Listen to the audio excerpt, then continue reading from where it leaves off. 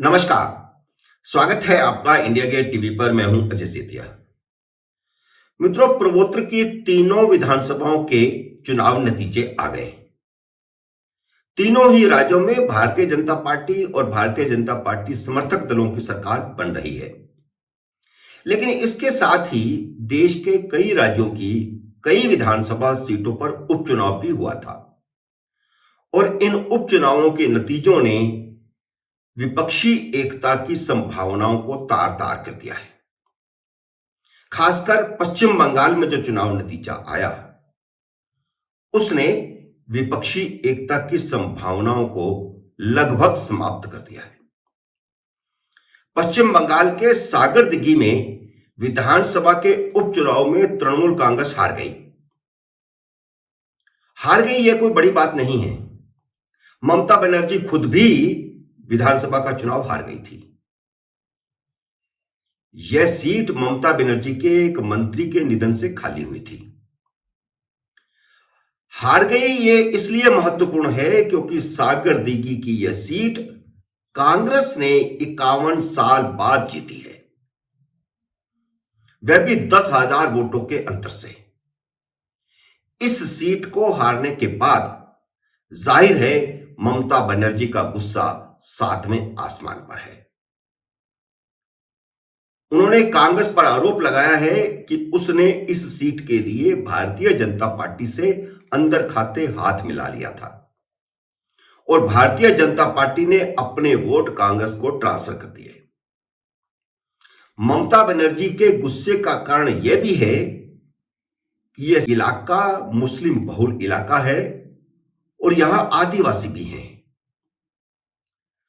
अगर धार्मिक आधार पर ध्रुवीकरण होता है तो भारतीय जनता पार्टी को वोट ज्यादा मिलने चाहिए थे, लेकिन भारतीय जनता पार्टी को वोट बहुत कम मिले।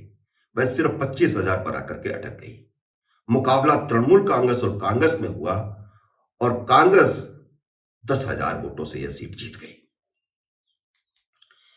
ममता का गुस्सा होना लाजमी था और उन्होंने ऐलान कर दिया है कि आने वाले लोकसभा चुनाव वह अकेले लड़ेंगी, किसी के साथ कोई गठबंधन नहीं होगा।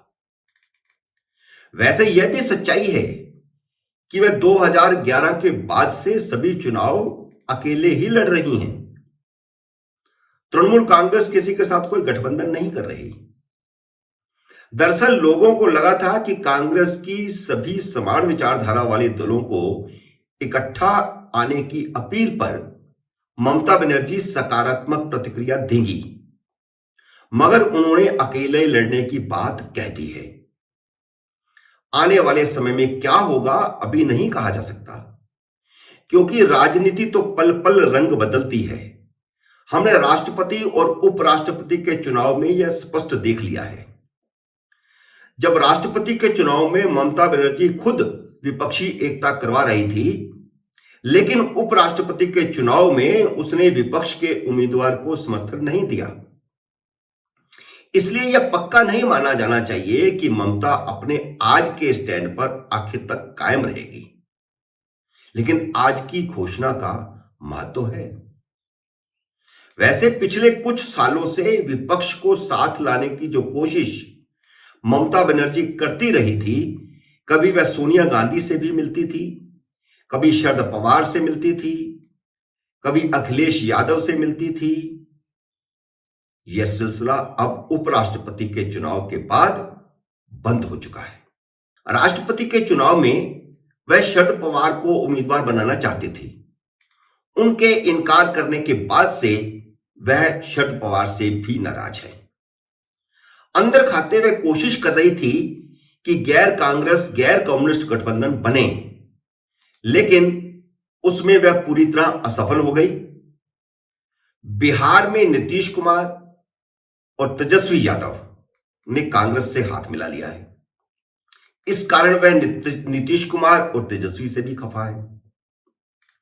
तेलंगाना के मुख्यमंत्री भी ममता बनर्जी की तरह गैर भाजपा गैर कांग्रेस गठबंधन की बात करते हैं, जबकि बिहार, झारखंड, तमिलनाडु के मुख्यमंत्री कांग्रेस के साथ हैं और महाराष्ट्र का अघाड़ी यानी शरद पवार और उद्धव ठाकरे का गठबंधन और उसके साथ कांग्रेस भी है। तो महाराष्ट्र के उपचुनाव में कांग्रेस ने भारतीय जनता पार्टी से एक छीन ली है, भाजपा वहां 27 साल बाद हारी है। तो इससे महाविकास अघाड़ी का लोकसभा चुनाव में करिश्मा बनता दिख रहा है। ऐसे में सवाल उठता है कि कोई अपना नुकसान क्यों करना चाहेगा। शरद पवार और उद्धव कांग्रेस को छोड़कर ममता के साथ क्यों आएंगे। तो 2024 में विपक्ष का मोर्चा बनेगा कैसे, क्योंकि ममता चाहती हैं कि जो विपक्ष का गठबंधन हो उसमें ना कांग्रेस हो ना कम्युनिस्ट हो। तो यह संभव ही नहीं दिख रहा। इसमें सिर्फ 3-4 दल निकलते हैं, जैसे अरविंद केजरीवाल की आम आदमी पार्टी और तेलंगाना राष्ट्र समिति जो अब भारत राष्ट्र समिति है। बाकी दलों का मोटे तौर पर विभिन्न राज्यों में कांग्रेस के साथ गठबंधन है। तो ममता बनर्जी इसका मतलब है अलग हो गई। कांग्रेस के साथ दिक्कत है कि राहुल को विपक्ष का नेता बनाने पर जोर देने पर कई दल बिदक जाते हैं और इस समय अखिलेश यादव भी बिदके हुए हैं, सिर्फ ममता नहीं। यही वजह है कि कांग्रेस ने रायपुर अधिवेशन में थोड़े स्टैंड में चेंज किया है।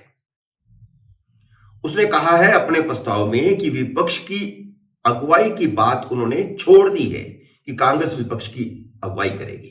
इसकी बजाय उन्होंने कहा कि सभी समान विचारधारा वाले दलों को साथ लाने की बात होनी चाहिए। उन्हें लगता है कि शायद इससे बात बन जाए।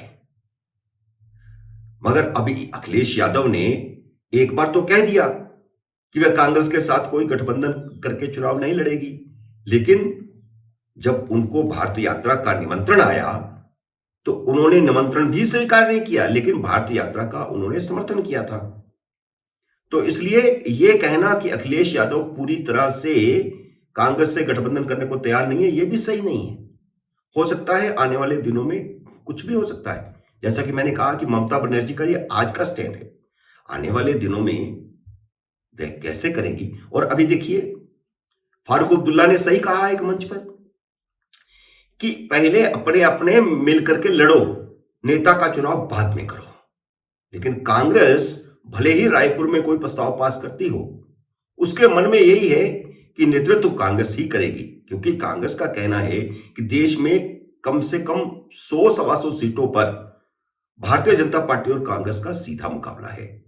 ऐसा कोई और दल नहीं है जिसका 100-125 सीटों पर भारतीय जनता पार्टी से सीधा मुकाबला हो। तो यह भानुमति का कुनबा इकट्ठा कैसे होगा, आसान नहीं है। या यूं कहें कि मेढकों को एक बाल्टी में डालना आसान नहीं है। कोई इधर फुदक रहा है तो कोई उधर फुदक रहा है। मित्रों, उम्मीद है मेरा यह विश्लेषण आपको पसंद आया होगा। इसे लाइक करिए, शेयर कीजिए, और अगर आपने मेरे YouTube चैनल को सब्सक्राइब नहीं किया तो सब्सक्राइब कीजिए और घंटी का बटन भी दबाइए, ताकि जैसे मेरा नया वीडियो आए आपको सूचना आए। मेरे नए वीडियो का करिए इंतजार। तब तक नमस्कार।